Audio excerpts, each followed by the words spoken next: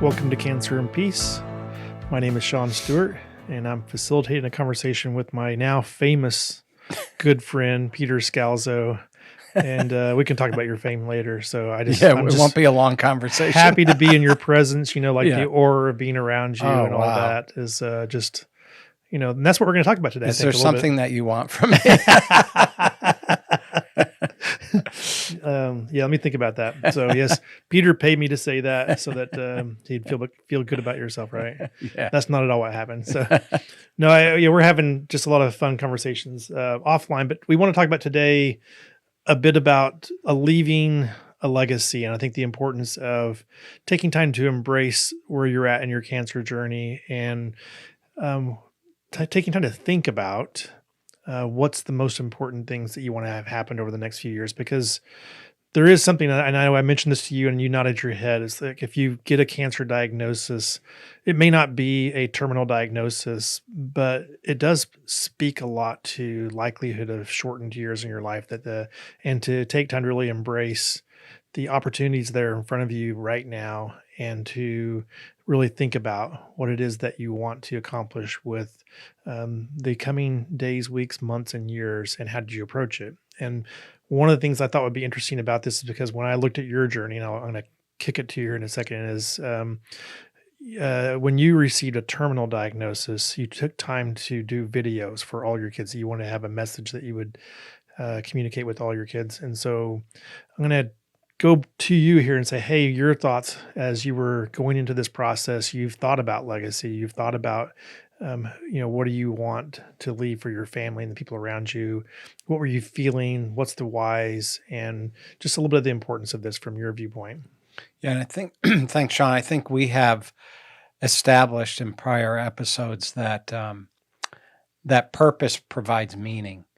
And so how can I find purpose within the cancer journey? And we've talked about a number. In fact, we have a podcast called that, Purpose. But I think when you're been given a diagnosis or even a terminal diagnosis, how can I embrace purpose or meaning within that? And I think the whole concept of giving a legacy is really a major part of that, providing meaning for that journey. I had two times where Memorial Sloan Kettering had told my doctor, send him home and call hospice through my journey. The first time was in 2015 after that my 14th surgery, 10-hour surgery with 3 surgeons. I've talked a lot about it. It's really my sea change, my game changer.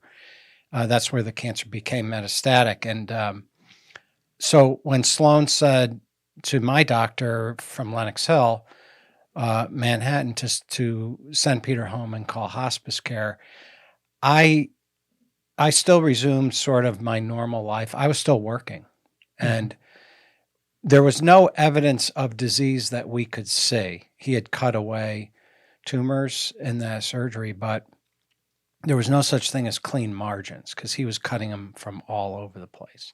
So we knew cells were still present, but it wasn't enough where we could say, okay, cancer's present.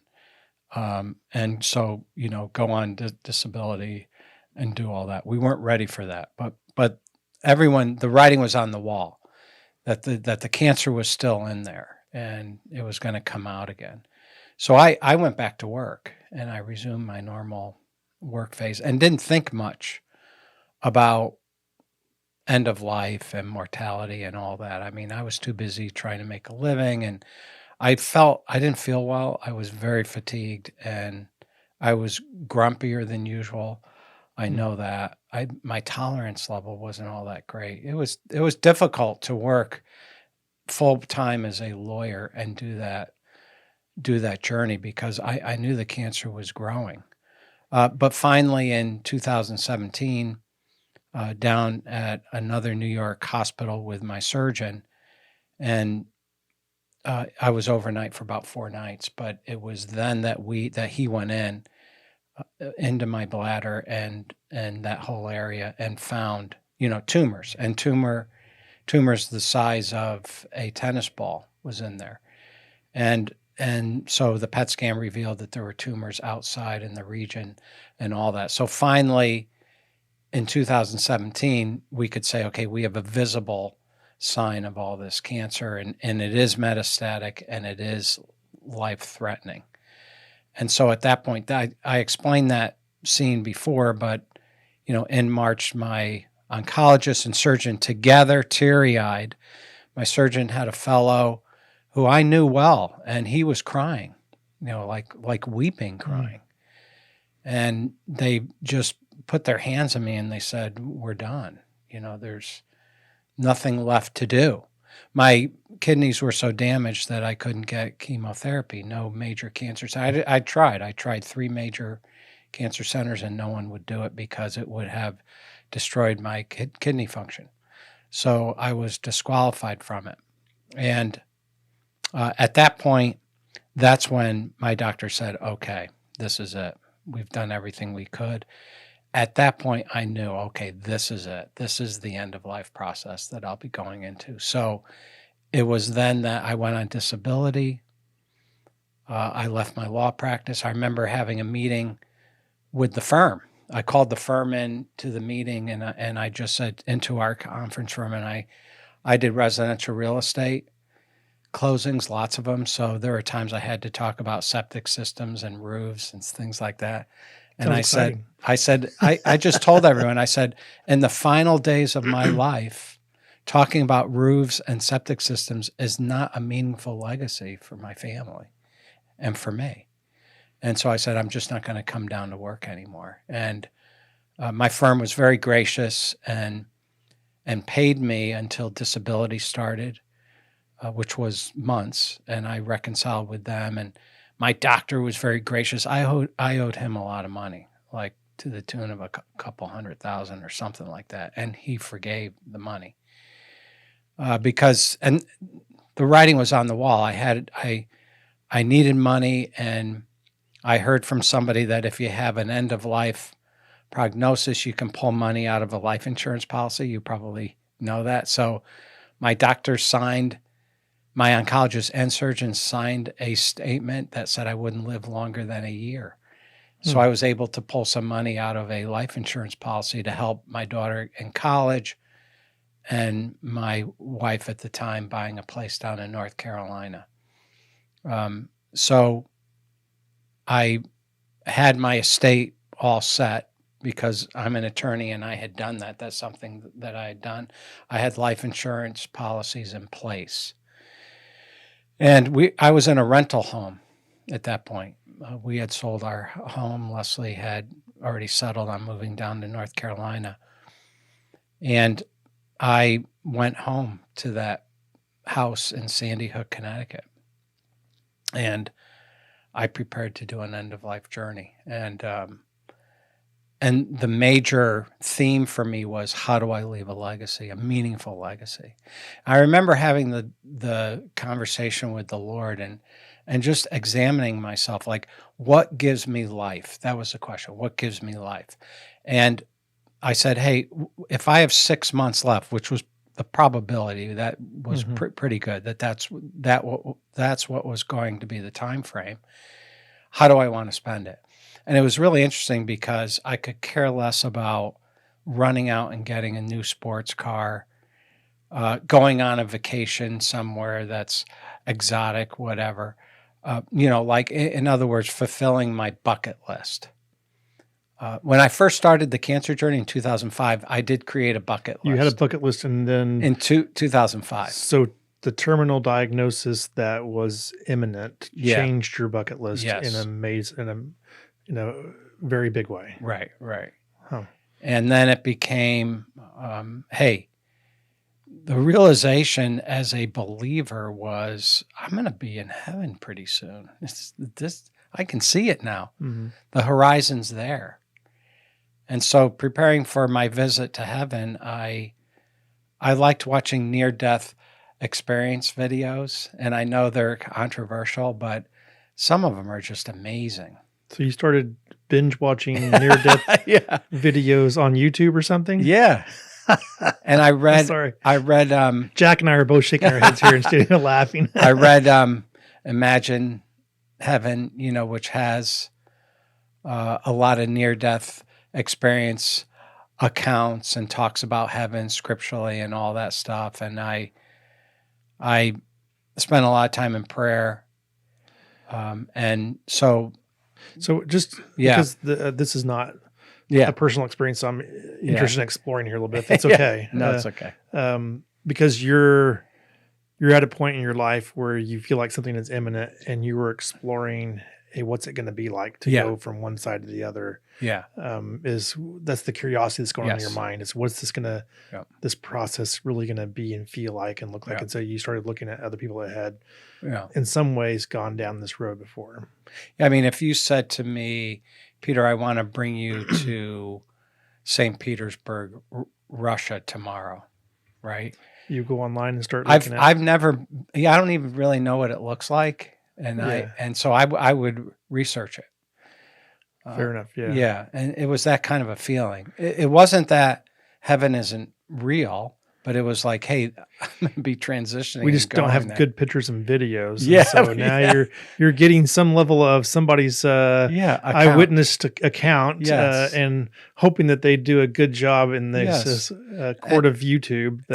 And obviously near-death experiences are all over the map. Yes, But there's some beautiful accounts. Yeah. I think authentic too. But where someone's life is completely changed. But so did any of them scare you? Were there any that weren't that left you with a? no, it's just more questioning. Okay. Like, let's say the believer sees a person of light who they believe to be Jesus, but the Muslim person sees something else. You know what I mean? Interesting. Yes. Yeah. So it's like, well, how does that work? And I didn't answer those questions. I just considered the fact that inside this physical body is my soul and spirit. So I want to apologize to our listeners because I rabbit trailed us here somewhere that was different than we were Yeah. talking about. This is But interesting, and so maybe we'll talk about this at some point. But Yeah, yes, it so is you were in this whole interesting. exploration of what's important, and yeah, but I Yeah. mean, I had to accept the fact that there was life after death. And so Yeah. what was that going to be like? yeah, Right next, the companion to that whole journey was, how do I leave a life of legacy? and where did that come from? Like, what was that? A deep feeling? Like, Yes. what gives some I think understanding it's of the why same- that became the this poignant thing? I know there's like this whole Maslow's hierarchy. Yeah. This you've seen for years, and you get to a certain stage in your life, and Self-actualization. leaving Yeah. a legacy becomes something that's big in that hierarchy. Yeah. Is this just a normal thing that all of us Yeah, go through? I and do. that it's just accelerated in a cancer patient? I do. I think everyone wants to live a life of significance and leave something Right. that they can be remembered by. That's positive. But why do so many fail at it then? In that sense, I mean, maybe that's 'Cause we're getting broken. well, you know what I mean? It's like Yeah. if this were, I think, like the middle years of your life, and Yeah. in some ways, I guess I'm in those middle years, but there's this time when providing and just surviving, in the rat race and trying to figure out what you're going to do and where your life's going. It's as if legacy is not even in the halfway in the picture. I mean, the best example I can give of like you're not thinking about certain things is, you're a granddad now, a new granddad, and how much do you love spending time with your granddaughter? It's like one of the most exciting things to be a part of. And so, me too. I have 3 grandkids, and I absolutely love spending time. But when I was 20 something, I couldn't even comprehend the idea of being a grandparent Right. and what the great joys there are of having these lives that you can impact and interact with in such a meaningful way. It's not even in the thought process or horizon. It feels like legacy is something that in those middle years that you don't think about, and then all of a sudden something trips a trigger, Yeah. and for cancer patients, maybe all of a sudden it's not something that's been on your horizon at all, and then there it is. It's like Right. bright and shiny. It's Right. on the horizon and it's right in front of you. Right. And that is that kind of what happened to you a little bit here. Yeah. I mean, we were talking about, no, maybe, well, I think we were, but Rick Warren's book, A Purpose-Driven Life. Maybe I was talking about that with somebody else, but We didn't talk about it today, if that's what Yeah, I did. I talked about that with somebody in today. the past we have, but not Yeah, not and recently so yet. here you have this like a pretty simplistic book, which is designed to answer the question, "What on earth am I here for?" Mhm. And they estimate it sold 65 million copies, which is the same as like Catcher in the Rye and some of the classics. Mhm. And it's all that quest, I think, for that purpose-driven existence. And I think that when as you get older and, like folks who are older, 80, 90, and they're facing, I mean, let's face it, their lifespan statistically is shorter than if they were 40 or 50. But especially when you get a cancer diagnosis, especially one like I had, where it was terminal and it was like a 6-month time, then everything becomes compressed. And and the issue was, how do I live out these 6 months in a purpose-driven way? And that was my legacy is really my reputation as a man, my children, and what I want them to know. That's interesting. I want to talk about that compression for a second, because Yeah. compression by itself to me means you felt the pressure of it too. Yeah. In other words, the pressure of, have I completed this thing that's most important, my time on earth, Right. that becomes a relevant question, and there's a pressure to that. Did it feel like pressure or not? Yeah, it did. I mean, and a pastor told me to write a letter to each child. Mm-hmm. And he said, when you write the letter, do it from your heart. Like just don't recount things that happened, but really think about your heart. Like, how does this child impact your heart? The fact that they exist, who they are, how does that impact your heart? It took me a week to write each letter Wow. because I was so sad writing the letter that I have 6 children. Mm-hmm. I knew I was saying goodbye. And I wanted the words to be just right. And I wanted it to be, how did I feel when they were born? Like, what feeling did I have? What was I feeling and thinking about them as I held this baby and as they grew up? If they opened this letter, right after I passed, what would I want them to know about how I felt about them? Yeah, I want to stop you for a second. This Yeah. seems like a really important Yeah.